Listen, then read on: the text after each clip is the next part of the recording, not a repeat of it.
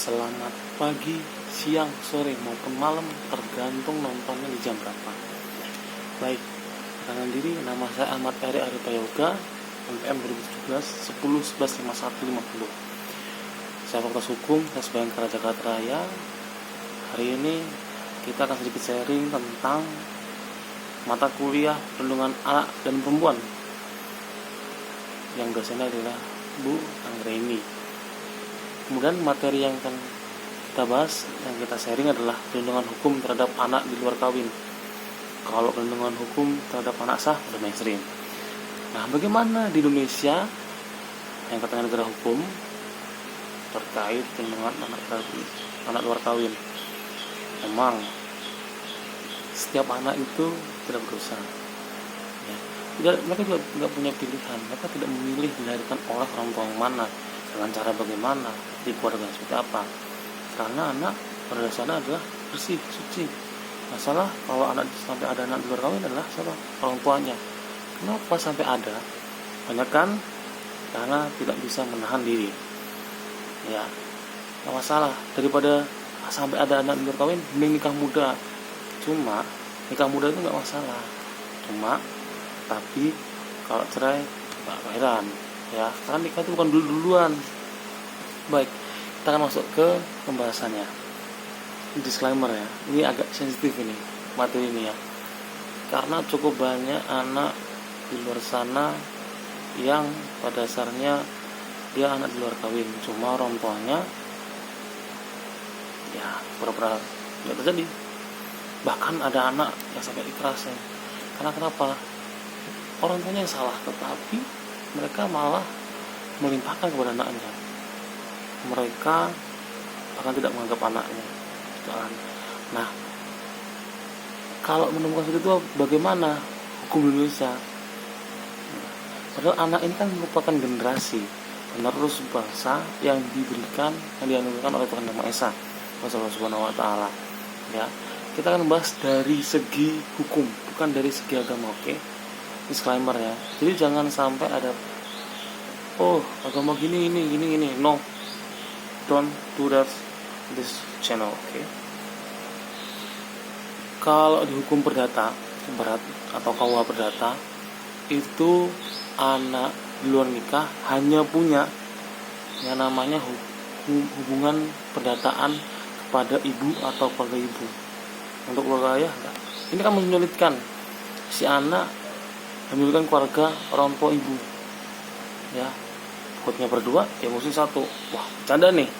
Ya, kayak gitu konsepnya harusnya. Nah, kemudian untuk di hukum sendiri, anak di luar kawin tidak punya akta yang mencantumkan kedua nama orang tuanya, hanya nama ibunya aja, jadi nama bapaknya nggak ada.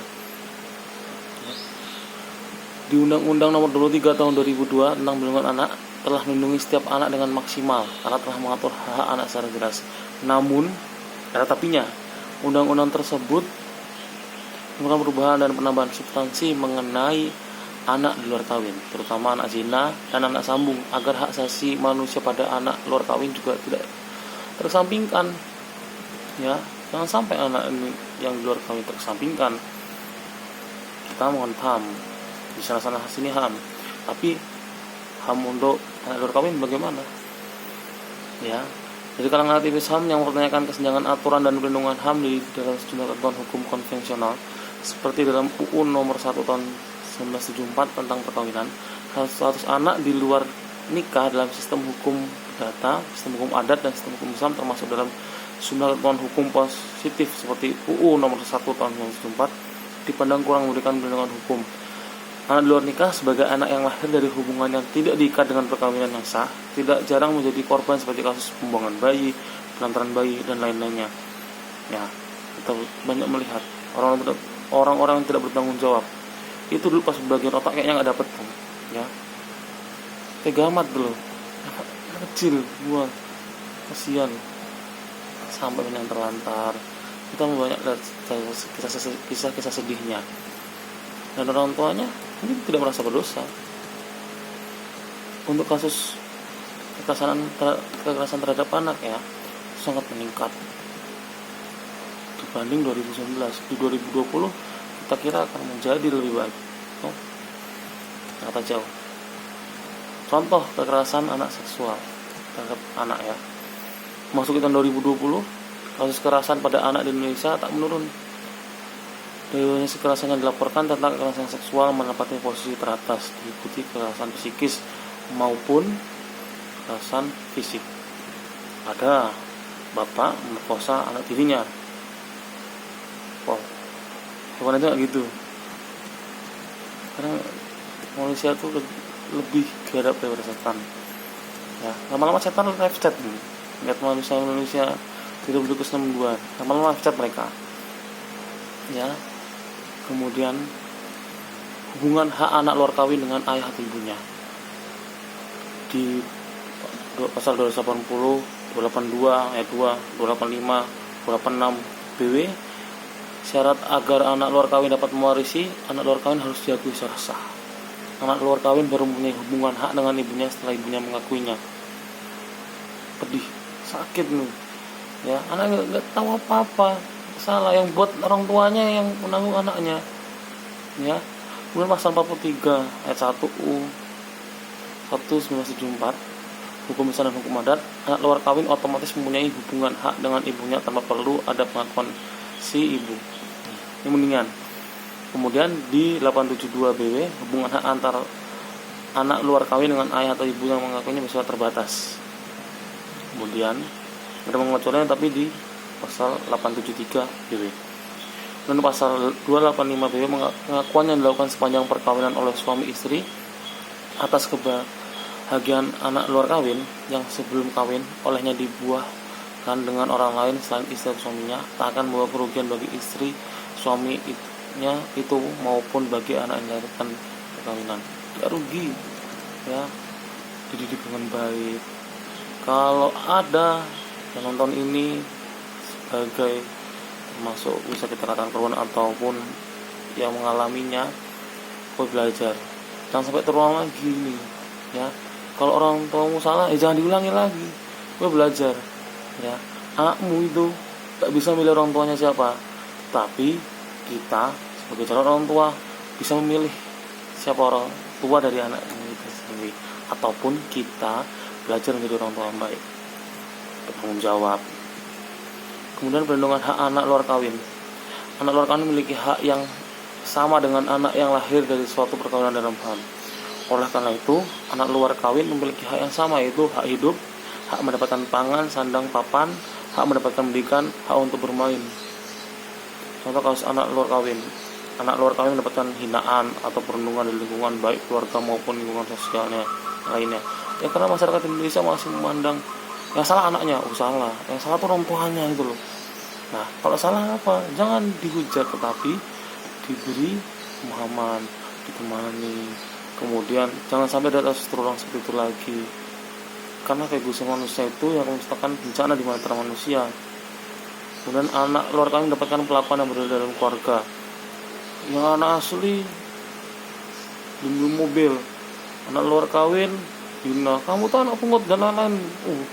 Kemudian dia tidak mendapatkan, misalnya ya itu tadi, anak yang sahnya dapat mobil, anak luar kawin boro-boro dapat motor, sepeda aja masih sepeda bekas. Itu banyak tuh nanti ceritanya seperti itu dalam masyarakat. Anak luar kawin mendapatkan perbedaan dalam hak mewarisi. Harusnya seperti itulah, sama-sama manusia, sama-sama anak kita sendiri. Kenapa seperti itu? Ya. Kalau kamu musuh orang tuanya yang apalagi membuang tuh, itu kalau masuk neraka jalur prestasi itu orang tua seperti itu. Kemudian hak juga dapat dibedakan atas hak mutlak dan hak relatif. Salim S menjelaskan hak yang termasuk mutlak adalah segala hak publik, yaitu hak menyatakan pikiran dan perasaan dengan berantara pers, hak untuk mengajukan permohonan secara tertulis kepada yang berhak berwenang, hak untuk memeluk dan menganut agama dan kepercayaan masing-masing secara bebas.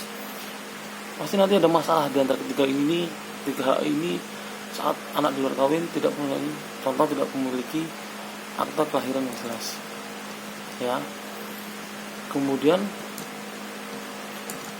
hak keberatan seperti hak kepribadian, hak keluarga, hak harta benda, hak atas barang-barang tak berwujud, itu harus diwujudkan.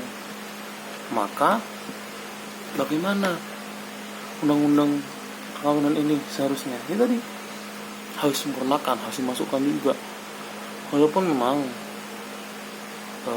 bikinan manusia Indonesia dan masyarakat Indonesia ini masih menganggap bahwasanya anak di luar kawin itu ya itu nggak ada bedanya, sejajar, sederajat, nggak lebih tinggi.